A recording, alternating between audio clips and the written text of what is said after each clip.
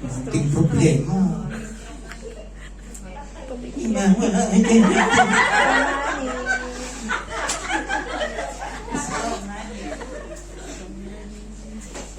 Sabi mo sa sarili mo, be strong self. Be strong self. Yes. While you are waiting for the Lord. Amen. Habang naghihintay tayo, dahil may pangako ang Panginoon, I am coming soon.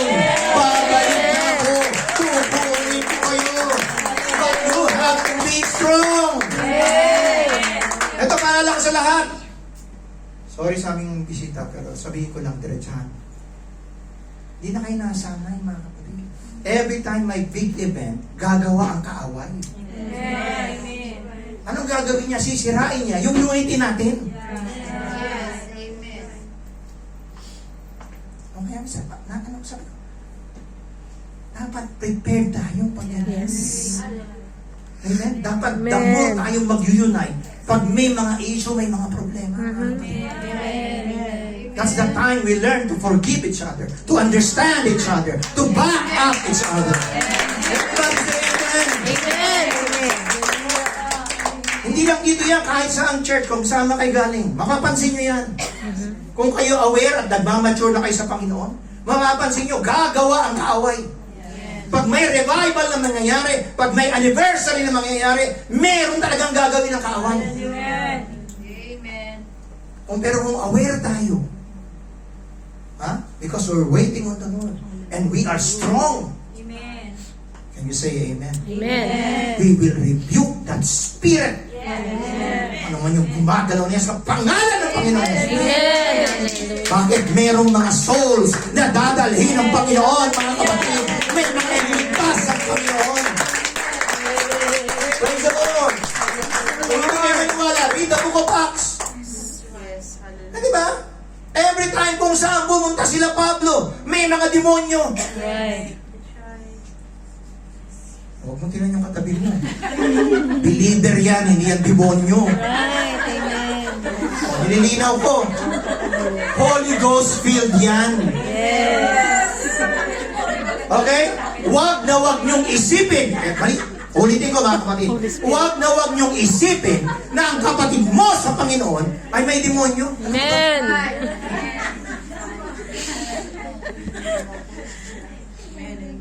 Everybody say praise the Lord. Praise the Lord. Nagkamali lang yung tao.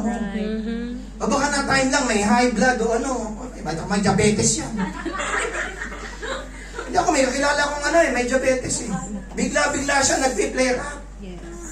Pero hindi dahil gusto niya. Hindi yung niya yung kanyang matawag niya. Whatever. Kayo mga marunong sa medicine. Marunong. Ay anong kailangan? That's the time the Lord is working on your understanding. Amen. Sa pag-uunawa mo. Anong sabi niya kay Pedro? Magpatawad kayo 70 times 7. Right. Amen. Anong dahilan? Bakit yan magpatawad? Sabi niya, Lord, yung kapatid ko. O, tinan mo, kapatid mo. May problema ng kapatid mo talaga lagi. O, huwag mo tinan kung katabi mo, huwag mo tignan. Pero tama ba? Tama. Sa mga may kapatid dito, tama ba? Yes. Kahit pa magkapatid kayo, may mga misunderstanding kayo. Pero ang tanong, nagkapatawaran ba kayo? Yes. Ay bakit sa church natin magawa? Magkakapatid tayo sa Panginoon. Amen. Praise the Lord! Praise the Lord! Woo! Ganun lang naman yun eh. Let bygones be bygones. Yes. Pag inunawa nyo yung mga issue ninyo, maliliit lang yun. Right. Gusto yung mabigat na issue? Punta kayo sa Iran! Kilala ka sa misa. Maging driver ka ngayon sa Pilipinas ng jeep. Anong mas malaking problema? Ang problema lang, dahil ang kaaway, pinalalaki niya yung mga maliliit na issue. Right. Tigilan natin.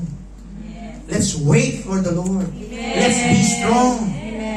And let your heart take courage. Amen. Di ba tinetestify ko na siya ilang beses, mga kapatid? Nagpasalamat ako sa Diyos dahil yung pastor ko noon, grabe.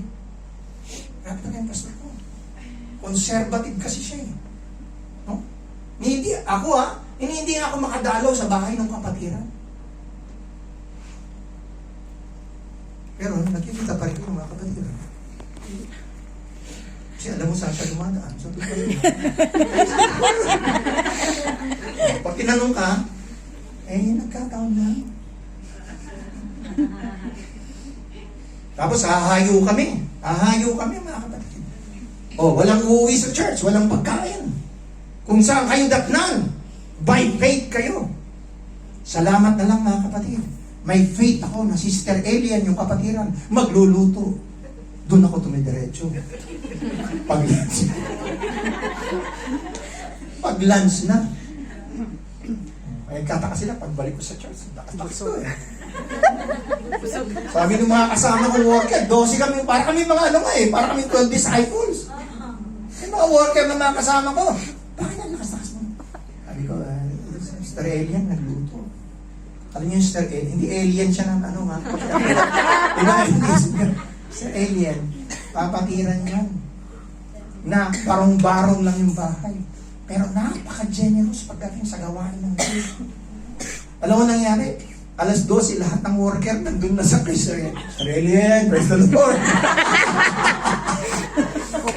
Ito nakakatawa. Mamaya-maya, pati yung pastor namin, pamilya, nandun na rin. Walang baktal sa Panginoon. Isang na magdamdam ka, hindi.